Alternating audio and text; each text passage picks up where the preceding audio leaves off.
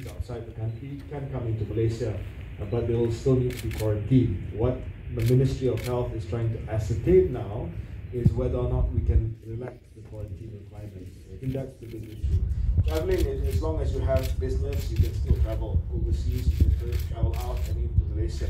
The question is whether or not, once you're fully vaccinated with 2 doses of the vaccine, whether you are exempt from quarantine requirements. That's really what people are asking about.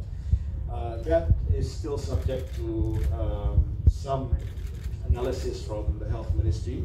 Once the Health Ministry has looked into the data of how vaccines cut transmission in particular, then we are able to advise travellers whether or not they will be subject to the existing quarantine requirements or it will be relaxed for them. The key data that we want is to see whether or not the vaccines actually cut the transmission.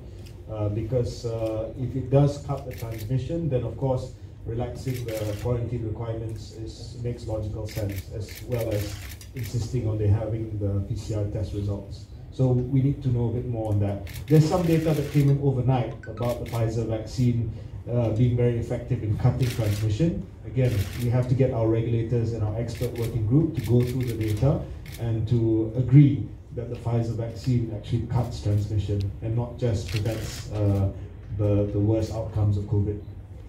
Okay, thank you guys.